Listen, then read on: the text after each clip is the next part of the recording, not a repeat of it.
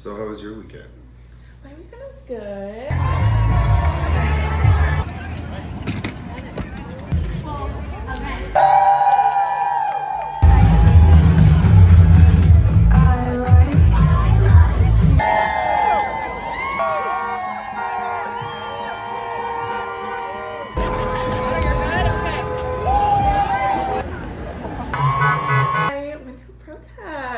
Yes. The No Kings protest, which we will talk about.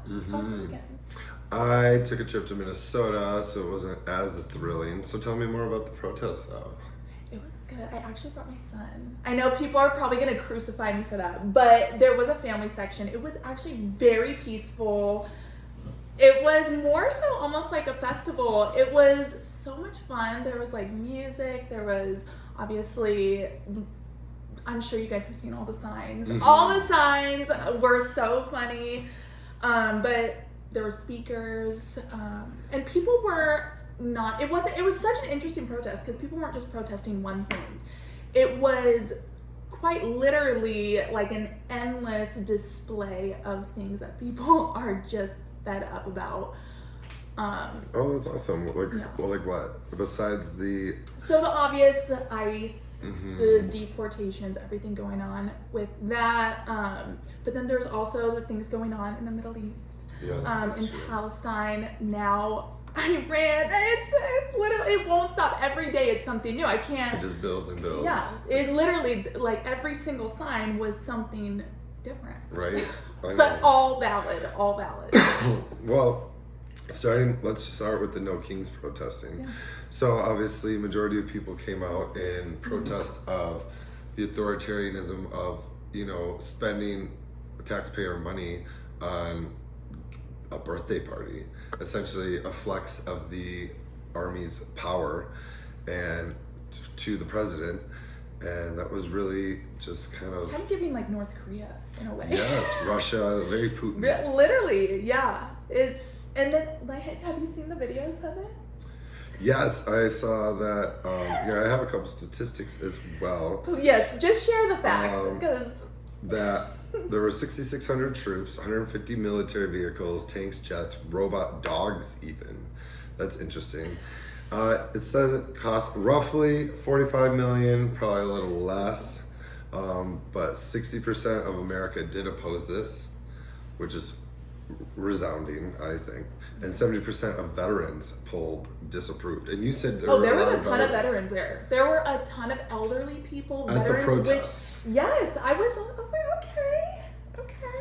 Yeah, and that's really wonderful to see that we're finally waking up and seeing the rhetoric that is being displayed in front of us. And, I think I saw clips of the president during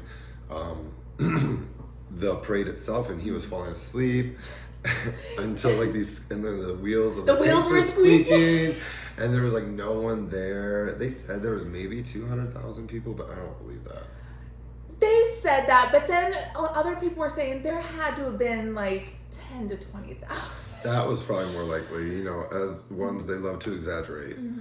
But either way, even the people they were protesting, which I found very... Yes, we saw that the army was walking out of lockstep, which is an indicator that they do not approve of what they are doing. But, they are at the president's beck and call, so they have to do what they say because they are an extension of him.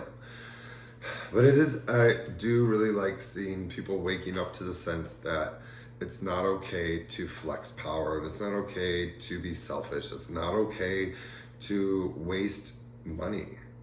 Especially in a time where things are so expensive. I was gonna say. And it's hard to even buy groceries, and yet you're over here spending millions of dollars on just a public display of power. It's ridiculous. It just shows no camaraderie, no aligning with the people. It does not show that he is a president of the people. He's a president of himself.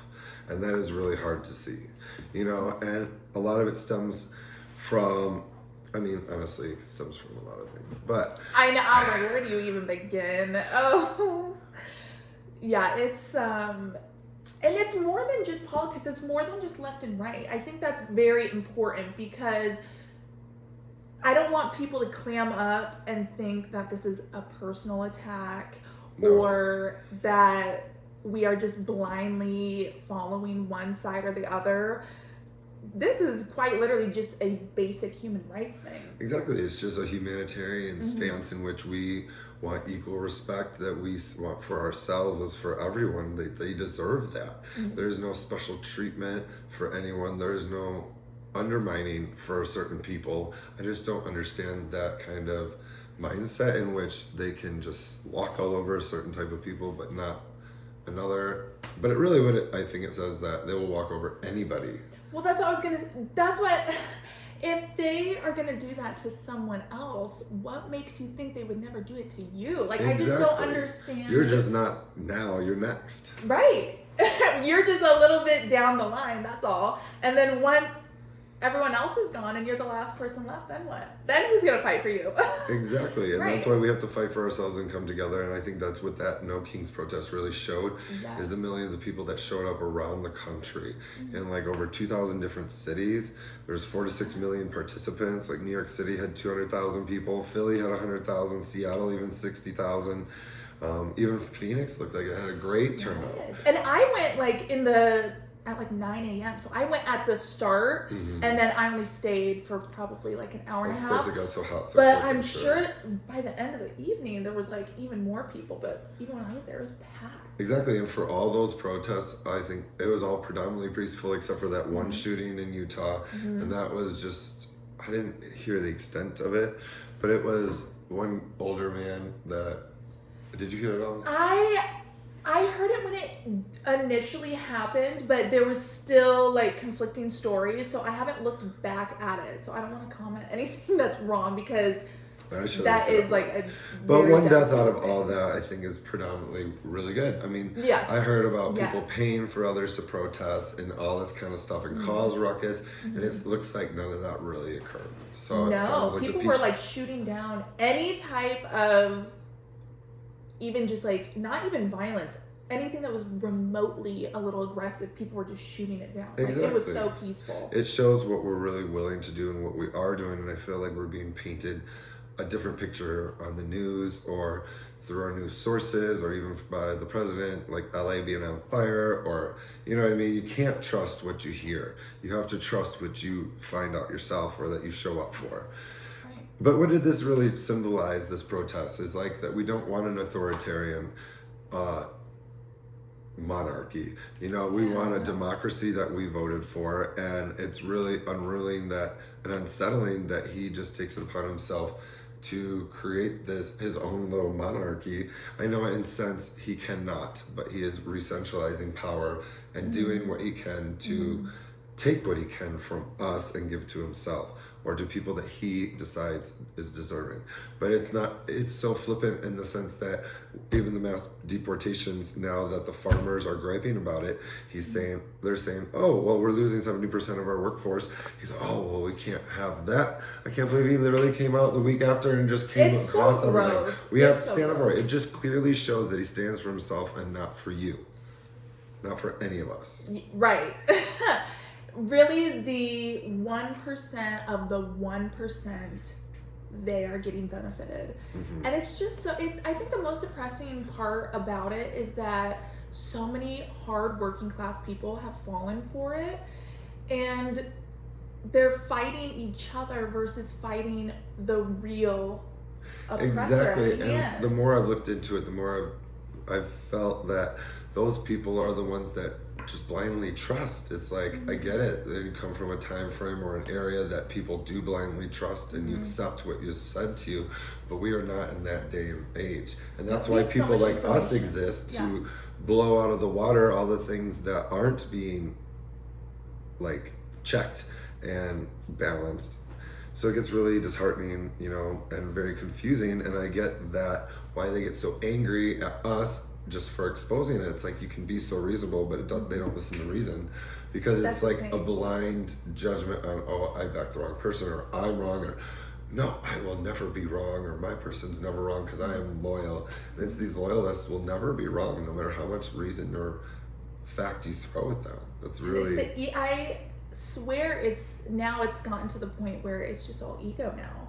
Because there have been people I have seen like on TikTok and stuff saying that they regret their votes, or A lot. that they have just changed their opinion, or even if they haven't changed or regret their vote, but saying like, whoa, this is a little too far, this isn't what I voted for.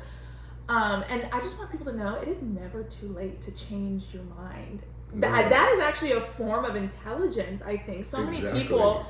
To admit you're wrong is a form of intelligence. Yes, that is a form of intelligence, to then change and grow and learn instead of just being stuck in those ways and living life with those blinders on. You can't grow or learn until you learn to self-observe. You have to say, hey, I'm wrong. I am not right. I need to fix myself, or else that'll never happen. No. But I think a lot of it relates for neurodivergence in the sense that we like to work for ourselves. We like to be our own bosses. We hate for an authoritarian person to come above us and micromanage us. And I think that even more resounds into that just reactiveness, that like, how dare you? Oh, I have such a problem with authority. Oh my, ever since I was a kid. And my parents don't watch this, so I can say this, but my parents raised me very authoritarian. Like, it was an extremely authoritarian way of parenting.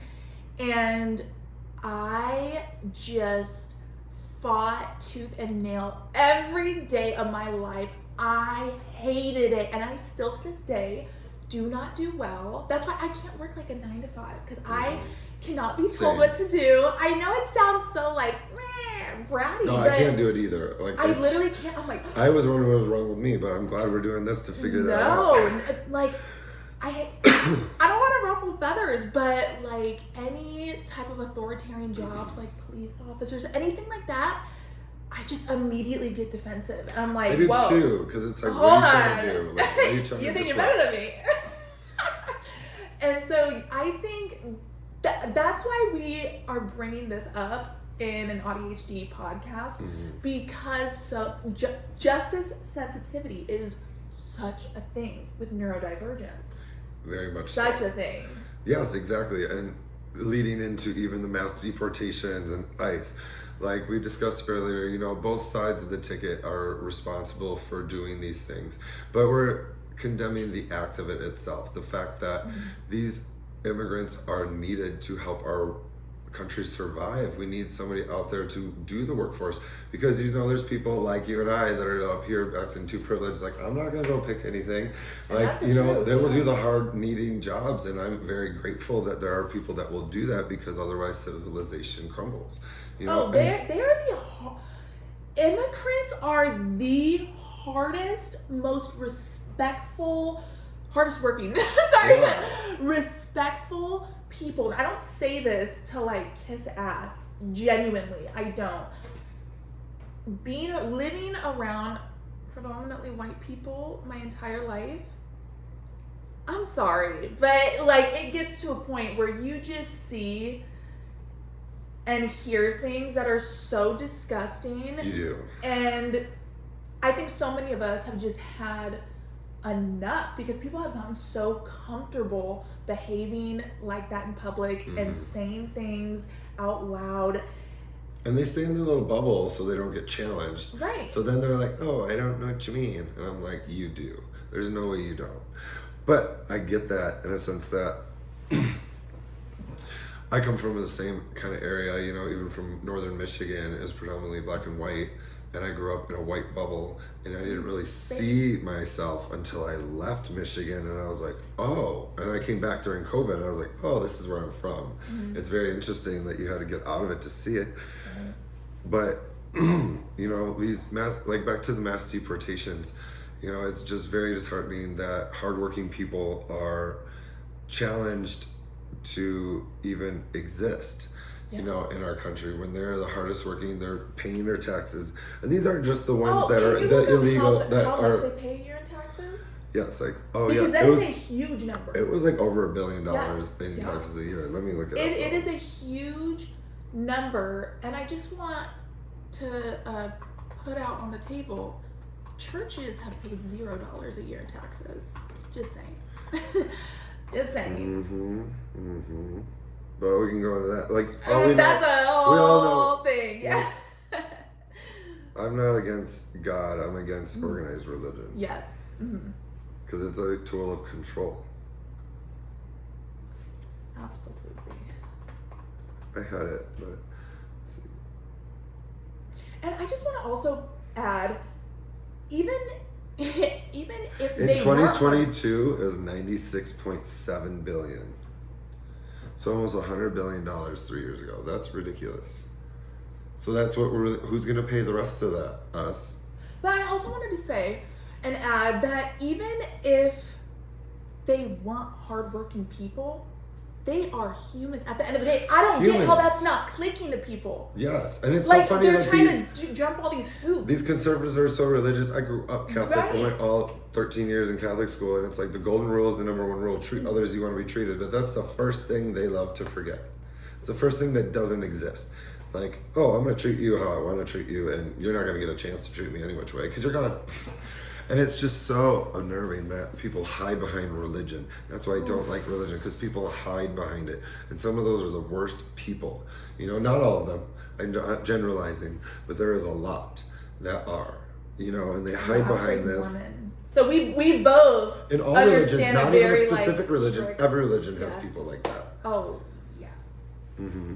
So a little more statistics on the ICE deportations. You know, there was 500 ICE arrests in LA alone, and there are $1 billion over budget already. And then Trump did issue order targeting protest-heavy cities, which we all know this now, but is this retaliation, or what does order and control mean today? What the hell does it mean today? You know what I mean? Like, I think that he's really trying to flex his arm and say, like, Yes. I can do what I want. That's So exactly don't mess what with it me. And that's why he's so quick to be like, oh, okay, never mind. I flexed and now I don't need to anymore. Because they just all of a sudden it's like, okay, the farmers complain, now I'm done. It's gross. It's so. That was worth gross. traumatizing people for? Just a Well, week of also showing your strength? children. Like, people love to bring up, oh, well, we just don't want criminals in the country. Oh, we just don't. What about this incident? What about this incident?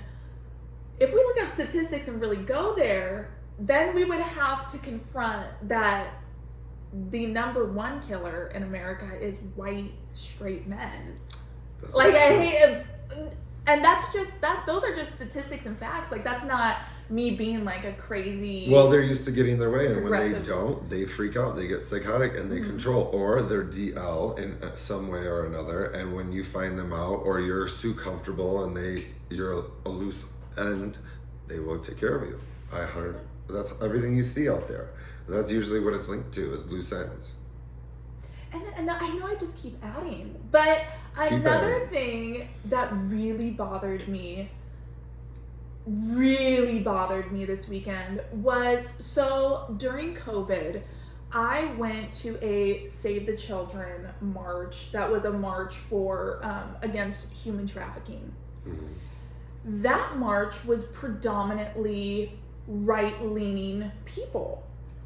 Not a single one of those Save the Children people that I marched with then were marching here trying to save these children. And that made me so mad. So mad. Cause that's just, how are you gonna be pro-life? How are you gonna say save the children? Because people are selfish. People would stand up for what they believe in, but they won't stand up for the right of others. They will stand, if it doesn't hit home, they love to be like, not my problem. Like, not my pony, not my circus. Like, all right, I get that. Like, there's your place and time for things, but when you have a place of power and a stance that, or a soapbox, an online forum that the echo chamber is listening of all your peers that think very similarly, use that power, or what are you doing? I feel like real empathy is tested when you show up and it's time to use it. If you're just gonna bow down, then if you can't stand up for what you believe in, you'll fall for anything, and you're just a clown. That's my look at it. Heavy on the you're just a clown. Yeah, you're literally performing so people applaud you, so you get more likes. But really, when push comes to shove, you aren't courageous or confident enough to even stand up for that. That means you're using people, and you are a manipulator and a narcissist. Truth. And I will never, as a parent, I will never, ever let my child, my grandkids, anyone that comes after me, to ever question what side of history I was on. That to me is insane, because so many people love to brag. Oh, I would have hit Anne Frank. Oh, if I was around during then, I would have helped the Jews. I would have done this, I would have done that. But what are they doing now? Where are you? People need help, babe. Like, what? And so yeah, there's so many different things. I could talk about this all day long, but I know I'm starting to get like defensive. I'm so sorry. I'm just very passionate. No, we should be, and more people are passionate, but passionate. they're worried about what other people think of them. And it worries. It's that mask. Are people liking your mask, or do they like you? If you are just putting up a mask and you're not standing up for what you believe in, that's a mask.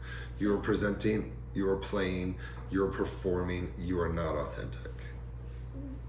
And you don't have to be a Kamala loving progressive to say that this is wrong. And that's what I was saying. Either. Absolutely Both not. sides are equally wrong in their own ways, even on similar points. And it's honestly very confusing, and it's hard. We do need more than a two-party system, but this is where we live. And unfortunately, we have to vote based on who's running and who's going to control the system. You know, it's not based on your old stances of red, white, and blue, and I'm a donkey, you're a Republican, like all that stuff. No, you vote for what's right. Right. Like, there's no fault in voting against what you voted for before, because that shows, again, what? Intelligence. Yeah. That you can say, I was wrong and I need a change. But I understand that blue doesn't do the right either. So it is really stuck. So it really is lesser of two evils. That's how I look at it. Yeah. Who's helping the people more?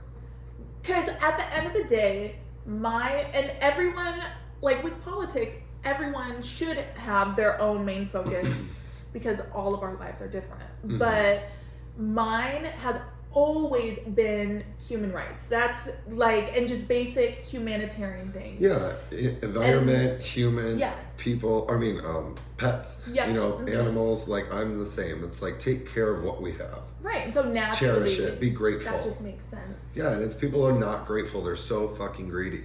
And it's so annoying. And it's like, it never gets you to where you want. Everyone gets greedy and they get this money and then they're still unhappy and they can't figure it out. Look at Elon. Exactly. I did enjoy their breakup. I will say that was the one good thing about last week. It was watching the online breakup. He sucked up to somebody that he wanted something from, and when he didn't get what he wanted, he blew up. But can we not, I know this is like so off topic, can we not skip over the fact that he brought up the files? I mean, that is. We won't go into it, but I don't want this episode to get deleted. No, but it is really hard to understand what's real and what's not. And right. If he said something out of it, and even if there was, there is never going to be any proof this day and age. You know what I mean? It's going to be some old manifesto they find in 50 years. They're like, oh, look at this. And then it's also things that are just hush hush. So you're right. And it's in a world that's dominated by money and millionaires, that the rhetoric is dominated, like there is no real truth, that the truth starts with us and our perceptions and our observations and our experiences. So this is where truth is nowadays. You know, the TikToks that people, not all, but you have to learn to decipher, because everyone does just push their opinions and agenda. You just still have to do your research. Exactly. Always do your research. Don't take things as like blanket value. And even here, we're not telling you how to live your life. We're just saying be smarter about things and like learn about things, like investigate, research about yourself. You know, don't just take things blindly. And you know, they don't have the answers, you do. You know, we're telling you that you have the answers. We're just telling you how to find them. That's intuition is your greatest gift. It really is. You know everything if you sit with yourself long enough. Right. You know right from wrong. You don't have to be told. You just know. If you sit with yourself truly, you'll know. Exactly. And I wish more people would do that right now instead of getting so defensive and treating this like sports teams and rivalries. And it's while people are while people are losing their lives. But I agree, it is very serious. But it's good to show your stance on things. Yeah, because things this are is happening. from Palestine, by the way. But like, it's great that you support them in their own way for your It is own a very sake. special. And everyone can support who they wish for their own ways. Yes. You know, but ideally we want the betterment of people. We don't want just random destruction for no need. How about the leaders fight? How about they get out there and fight themselves? And I'm not saying I know politics better than anybody, because I barely understand it, and I try to, but it just gets more and more confusing the more you get into it. And then I realize that it's just lying. Yes, it's just lying and changing points, and then people just believe them. And I'm like, how can you say this and then say this, and people still vote for you and you win? I just don't get it. So I usually shy away from it, because it's like, obviously it's a game I have no hat in, that I couldn't even understand. And really, that's what it is. It's a game, and win by all means. Lie, cheat, steal. Win by all means. That's why it is grimy. Unfortunately, I am big into politics only because I grew up in an extremely Christian conservative household, and my dad would literally make me like read the newspaper and like read National Geographics and all these things and like study all these political things. And so I was like heavy indoctrinated in like conservative things. And I just, up until a couple years ago, I always shared the same beliefs I have now, but I would always kind of do the same thing that I see a lot of conservatives doing now, where jumping through hoops. Oh, well, that's not what he meant. Oh, yeah, but I don't agree with that. Oh, well, I'm just in it. I'm a fiscal conservative, or which that don't even make sense anymore. But people are protecting their ego. Right. And a couple years ago, the reason why I am so, not only because like obviously people are dying, children, innocent people, but this incident, atrocious day in history, changed my entire perspective. And I was so outraged by what had happened and the narrative that was being spun, and the more I would go down the rabbit hole, that I finally was able to give myself permission to vote the way that I had always wanted to vote, without hearing my parents in my ear, without any of that. And I was so proud. I was so proud to mark Kamala. And it was more than just because like I liked her, but it was like me finally taking off that mask and being like, this is always how I felt, and I will never, ever, ever vote not according to my morals ever again. No matter what. No matter what. Even if I'm the only person. No matter what. And it has been so freeing as a neurodivergent to just like, every time you're able to like drop a mask and free yourself even more, it's like always a win for a neurodivergent. No, you're a little lighter and you have more energy and a little more pep in your stuff. You take off the ankle weights and just drop that another layer. So it is a lot more freeing.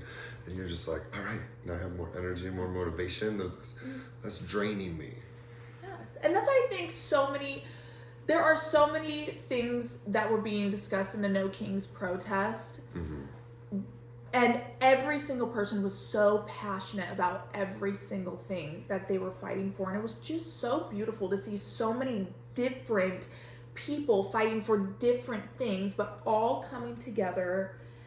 Because at the end of the day, we are fighting for the same thing. And that is democracy and freedom. That's it. No matter what you were protesting, at the end of the day, that is what you were fighting for. And we need a leader to represent that, to fight for us, that sees us as a whole, not individuals or their priorities. And that's unfortunately the leader that we have, their priorities trumps everybody else's. And it's just whatever's going to keep him in the running and keep him in the spotlight and keep him happy and poised. And really, a real leadership isn't someone that looks out for themselves. It's the one that looks out for all of us, that will protect all of us, because we are all equal. We all are all one. And we need someone that hopefully will always represent that. And even voting, I would hope anybody running for president would always represent that.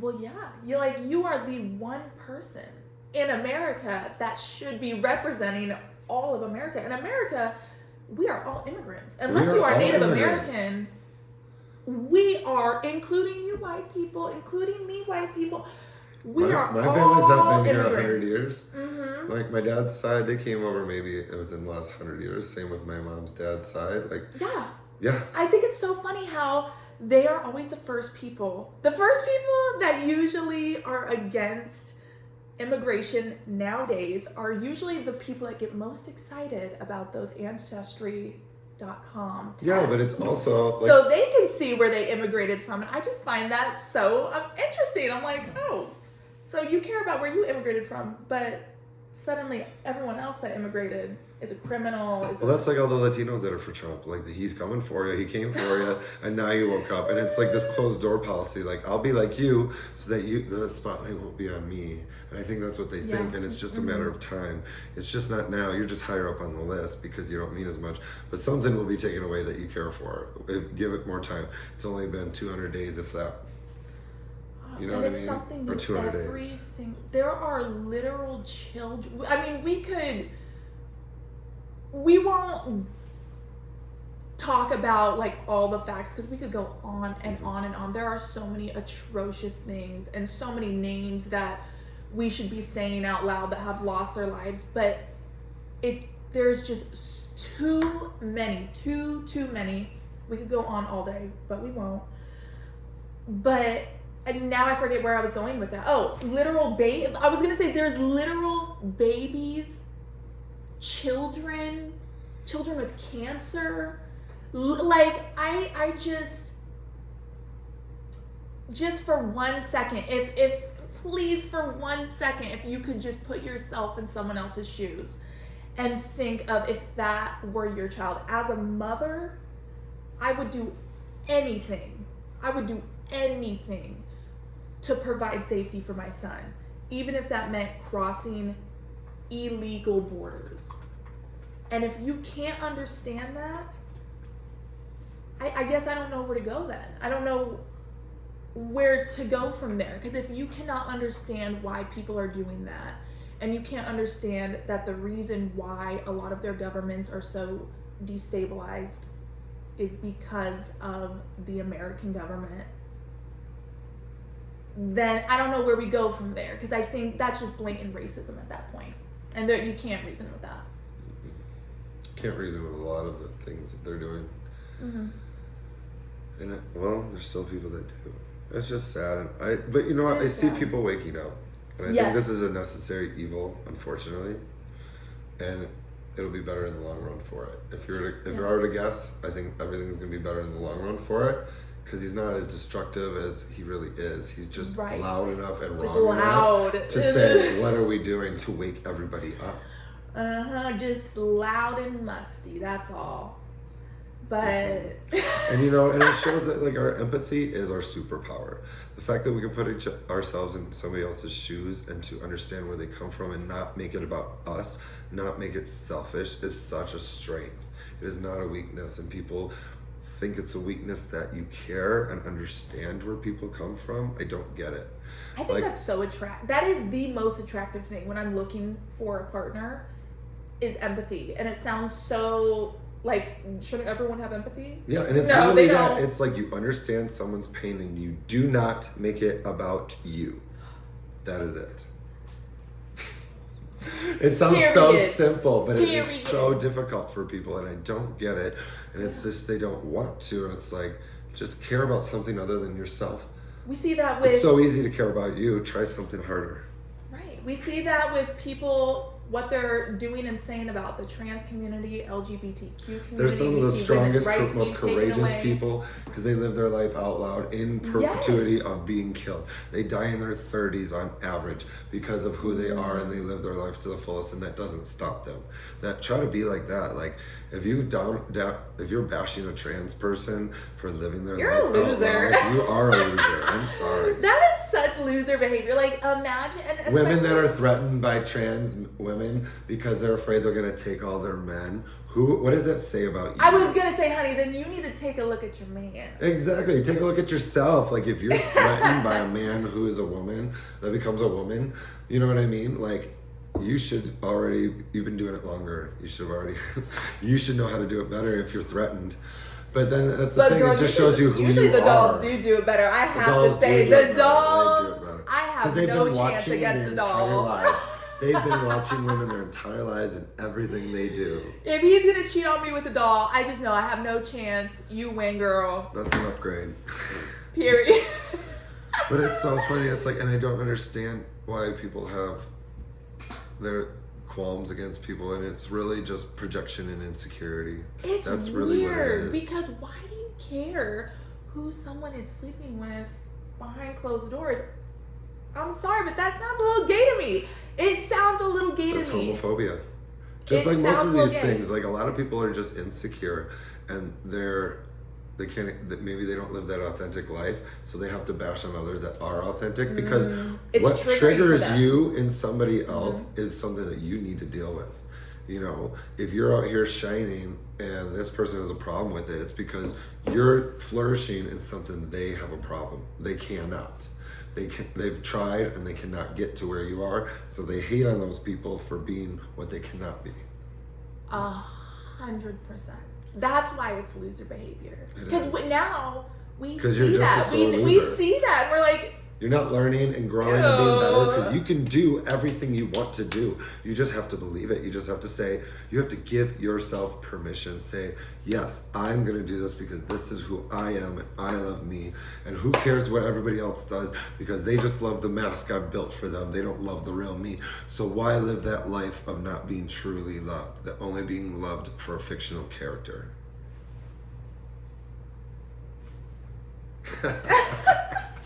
And I just want to add real quick, because there were so many things that we're protesting, and now that we brought up LGBTQ and trans,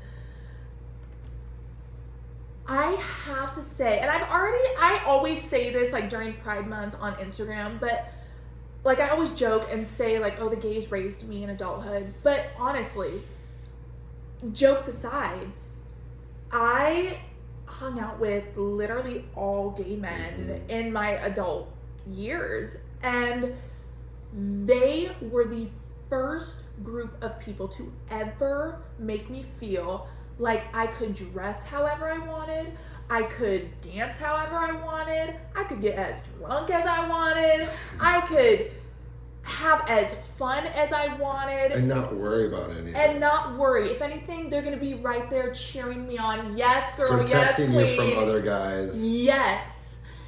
They got your back. Yes, I Loyalty. owe them Loyalty. Oh, we I have owe loyalty. Like, we are catty, but we have loyalty. If we connect, we are loyal for life. We take care of each other because no one's taking care of us. And you grew up because we have to grow up ourselves. We have to make ourselves grow up because no one teaches us how to grow up. Yeah. No one teaches us how to be gay. And through that, it's honestly the same fucking life story, but they like to say, oh, you're gay, you're gonna have a harder life. And it's just because I'm not learning life as you learned it. But it's nice that you got to learn with them and grow with them, and look at that's the amazing person that you are today at such an age. You know, a lot of women late in their 40s have the wisdom that you do. I feel like at this age they're still worried about where's their husband, where's their ring, where's their taking care Where of. is my husband? Yeah, I get it, but that's not what you're totally focused on. You're saying, I am a full person without that husband. And a lot of people don't see that till later in life, till they got that shit husband that's shitting all over them, and then they're like, oh, well, look at this. That's why I love the gays, because I get any sort of male validation, whatever, but without the creepy sexual undertones. Yeah. And I do get that, because even from a gay man, from gay men, it's kind of hard working with other gay men because of the sexualness. I see the eyes and it's like, all right, I hope you're listening to me and not just taking up my time, because it's happened like that. And I'll have coaching sessions and I'm like, are you not learning anything? Well, you like, can almost what is this about? When they view you as almost like an animal, like an object. You can see the switch. They look at you with like stars in their eyes. And it's yes. like, they put you on this pedestal and you're like, I hope you're listening to what I'm coaching now, at least. Then that's fine. Just take what I have to say and take it. And, you know, I hope you help yourselves with it. This isn't going anywhere though. But it's funny, and I get that. And just having that honest bonds without the sexual undertones is so strong. It's so hard because you stop trusting people, because you're like, what is this really about? Is it about me, who I am on the inside, or is it what I look like and represent to you? Because that's what a lot of my exes were like. It was like, I feel like I was dated for what I represented and what I looked like, not who I was personally. Because once they learned to like who I was, I had to mask even more because they didn't like who I was. And that would always make me bitchier. Well, and that's quite literally just like putting yourself in your own personal prison, really. But we all do it. We all do it. We all do it, unless we have amazing parents that teach us from the get-go. Like my parents, they did tell me things, but I never put two and two together. I'm like, okay, yeah. I won't get married till I'm older. I want to find somebody now, though. You know, but I never thought, why not get married till you're older? Why find yourself first? Now I'm like, oh, I see why, because everybody else is trying to put you on their path. They're not always trying to help you on your path. And it takes till you get older and find quality people in your life. And your family does want your path to succeed. You know, in a sense, they want you to align their path too. But, you know, they want you to succeed. Everybody wants you to be aligned with themselves. It's very interesting. It's like, me personally, I've had to alienate myself and distance myself so I could find my voice, to find my path, to find where I stand for and who I am as a person and who I choose to show up as. Because when you're surrounded by so many voices that are constantly loving, caring, taking care of you, they want what's best for you in their perspective, not what's best for you in your perspective. And if you want what's best for you, then you have to figure it out yourself. You can't go off what everyone else is telling you. You know, you can use the advice and say, oh, I see what you mean here. I see what you mean here. Right, and pick and choose. But choose. you need to figure out your path and decide, okay, I'm going to do this. And these loved ones are there to support you no matter where your path is. Yes, and if they don't, find new ones. Because there's lots of people out there that are willing to love you. That's one thing I've found. I'm not saying that I'm ungrateful. So true. I've found plenty of people that are willing to love you, new people like that when old people fall off. So there's no short supply of love for anyone, no matter what you tell yourself. Especially if you are showing up authentically. If you show up authentically, there is someone who loves you. If you lie and you show a mask and you're a snake and you have two faces, of course they're not going to trust you. You're going to have a lot of people that love you, they're love being like around you. But they're going to run away because they're going to sniff you out. Because this is the day and age authenticity stands out. No longer those masks. People see the masks.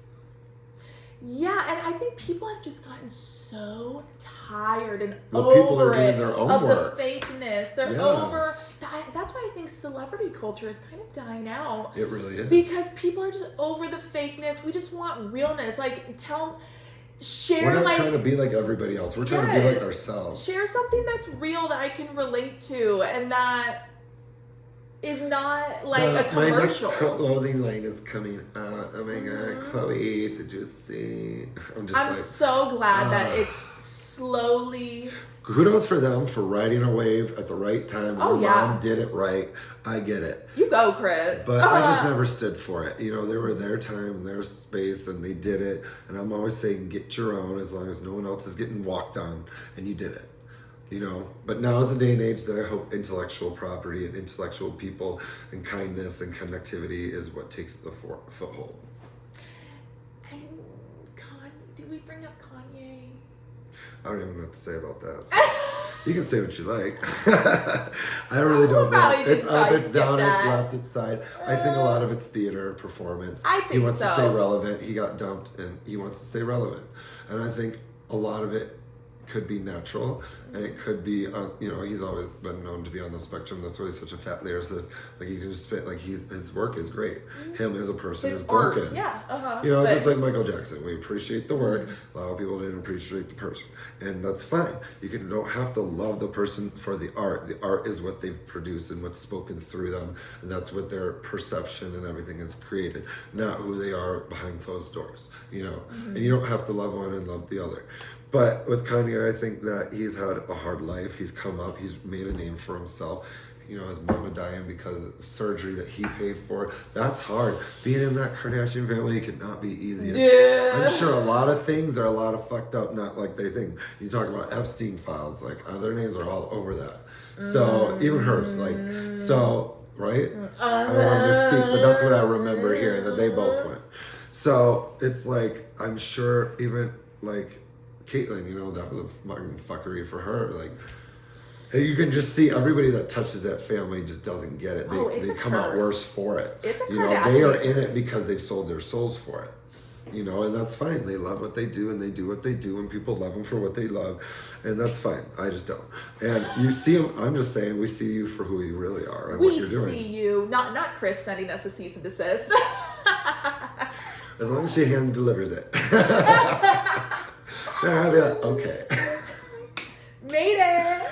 Yeah, but it's like, you know, with all this crazy shit in the world, you know, we really talk about emotional regulation. So a little coaching corner kick for you. You know, yes. A good thing to do is like when you're feeling frantic, anxious, you don't know what's going on, you don't know what to do. It's good to write out all the bad things that your mind is saying. Yes, I do this too. Like write out everything, get it onto paper, and it's not as much as you think. It's a lot of echo chamber stuff. So if you write it out, it becomes concrete, becomes reality. Get everything out. And then I want you to draw a line and write the converse, the opposite on the other side. And then just say, what makes more sense? Right? I just came up with that. I just saw this and I was like, wait a second, I heard something else. Like, does it make sense? Yeah, I have done that with other things. It's like I write out the bad things that I say about myself, and then I write the opposite and the good things about myself. Is so important. But I think writing out the opposite will give you new perspective, because then you can look at it and be like, oh, that is the opposite, because you never thought of it before. You don't think of it, you only think of what you wrote down.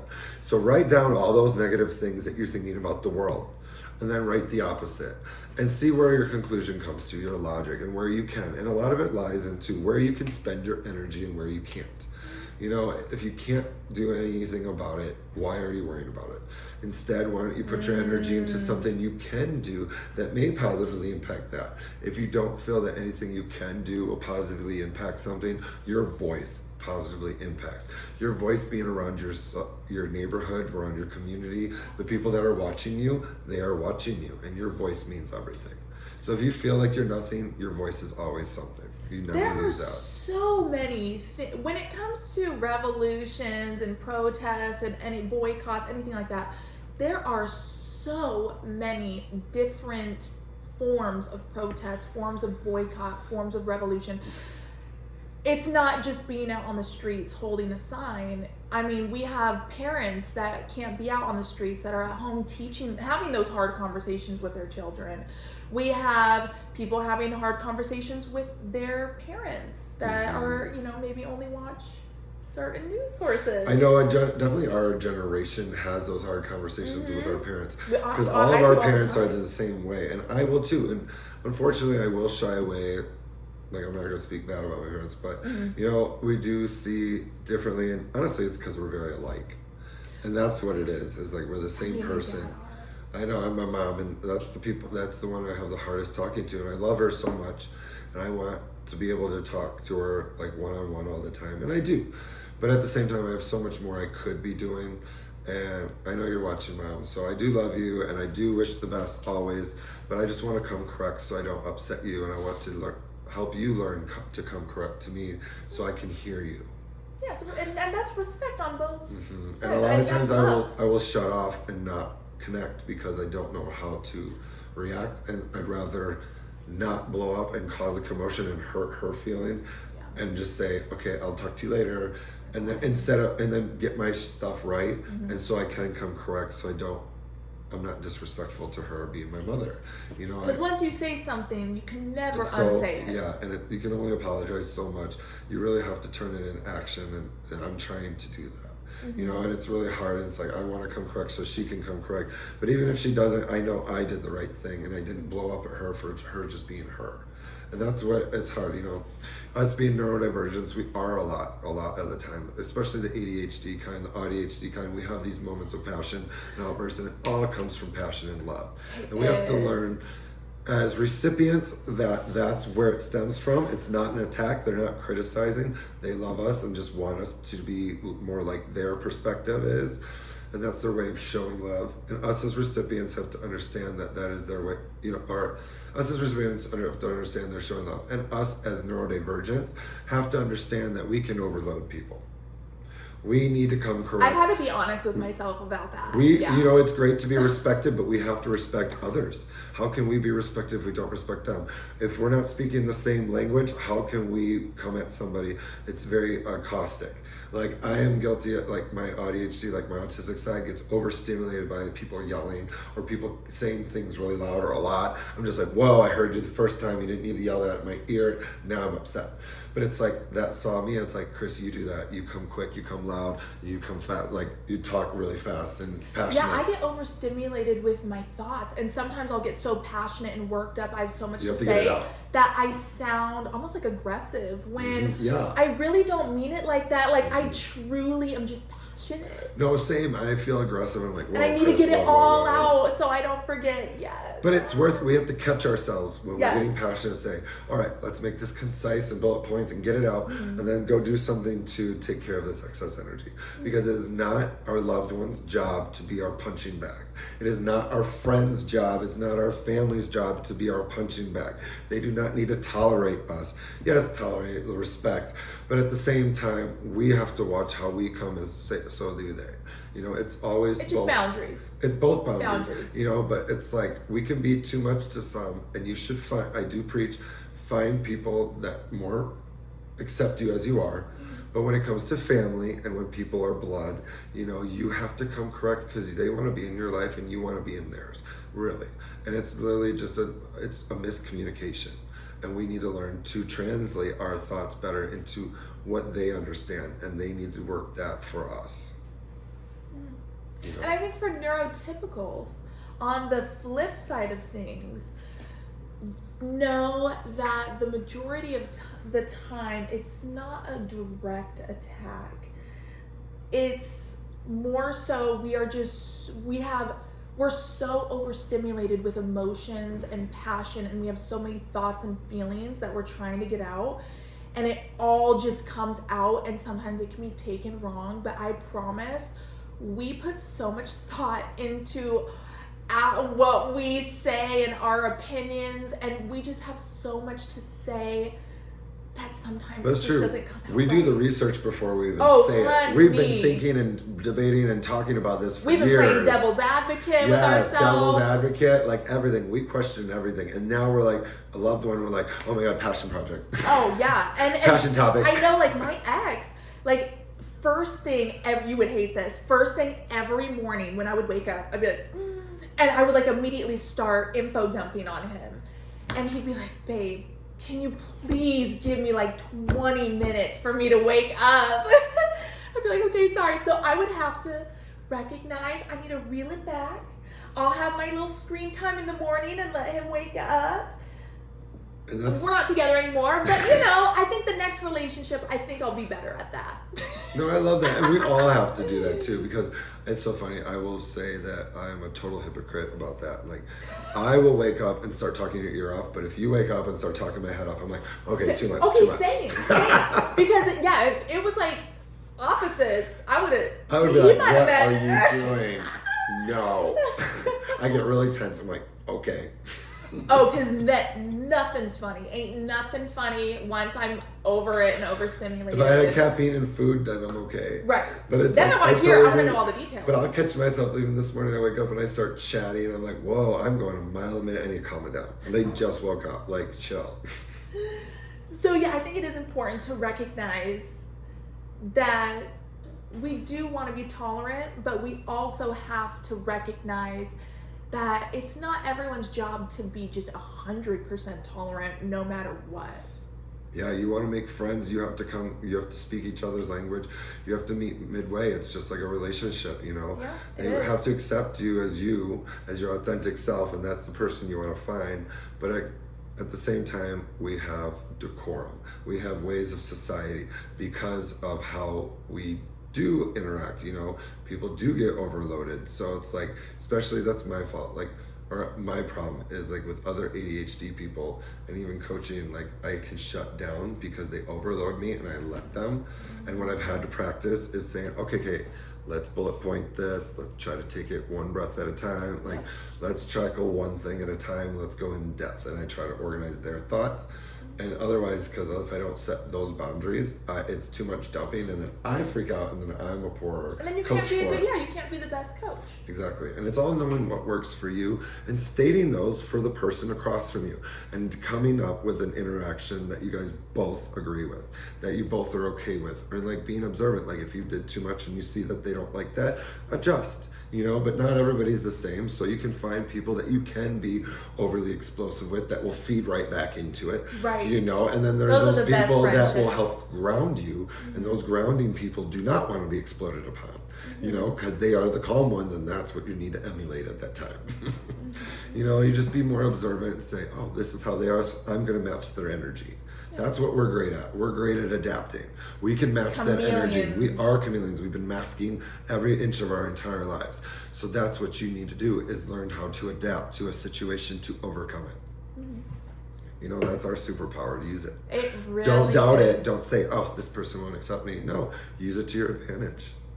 And if they don't accept you, On to the next I one. don't care. Why would you want to be around someone that doesn't accept And I you? will say, if we were to speak about family and family not accepting you, I will say that's different. the best route that I've experienced is to stand boundaries, set how they're making you feel, be honest, be realistic, set those boundaries and stand those boundaries. Say, I will not speak to you until you can speak to me. And it does hurt, but it will be, if they do come, which most of the time they do.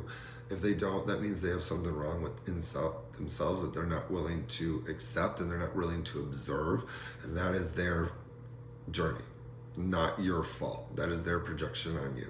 But 9 times out of 10, that person is going to come correct because they'd rather have you in their life than not have you at all. Because you are amazing. And we're all uniquely amazing. And that's what we're trying to show you, is if you're authentically you, you are uniquely you, and no one can do it like you. So why wouldn't everybody and everything want you around them? Right? That's how I feel. And that's really the confidence booster that we all need to tell ourselves every day, is no one does it like me. No one brings it like me. Period. I know we got a little off topic, but I know we had a different closing remark, but can I add a new one? Of course. I want to leave you guys with a task. No matter what side of the political aisle you're on or anything, no matter your nationality, no matter what, I want you to have one difficult conversation this week. It could be with anyone. It could be with a homeless person on the side of the road that you meet. Anyone. But I want you to push yourself to have a difficult conversation and try to put yourself in someone else's shoes. Now, okay. Have a difficult conversation with someone else. Now, Well- what if they don't have someone, and let's say they're lonely or don't have many people? Could they have a difficult conversation? Online. All right. So it could even be something as... Try to relate with somebody that's different from you. Is that what you're saying? Yes. Yeah, I think I put in 2 things together. Let me reword that. I'm sorry, my ADHD brain. ADHD No, I brain. get it. I'm hearing you. I get your vibe, but... Here's what I want you to do. Okay, so what we're going to do is I want you to have one difficult conversation, to push yourself to have a difficult conversation with someone about the current events going on. There are so many different events for you to choose from. And I don't care what side of the aisle you're on. I don't care what your opinion is.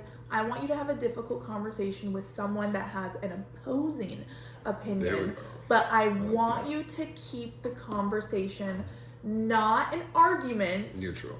I want you to keep it empathetic, conversational, factual, and hold your ground. And I think Try to you might relate. learn something, and I think they might learn something. Yeah, maybe try to relate with something with them. Like say, oh, we both are like this. Or, Yes. try to find some common ground that you can connect to. In a healthy way, because I think I am seeing more and more people that are responding much more better to that type of behavior where we're more accepting of them changing their minds versus just being like, no, I still hate you. And so I'm going to practice that in my personal life. I'm going to practice that with my family. And I want you guys to practice that with someone too. I want you to practice that with someone too. Let me know. I will. I think that's great. Because honestly, when we learn how that we are the same, we learn how to connect on one thing, we see how we are the same. It's almost like you start uncoding the language and you start saying like, oh, we're a lot alike. We actually want the same thing at the end of the day. We need the same things. Right. We crave the same things. We struggle for the same things. Yeah. So go out, have a difficult conversation with someone, and let us know how it goes. Yes. And use some of those emotional regulation techniques if you have to, if it gets a little tense. Yes, cite back to our pages. We got lots of them listed. And a little mindset shift to send you with is that true power doesn't parade. It grounds. So name your truth. Choose your words. Take one step every day.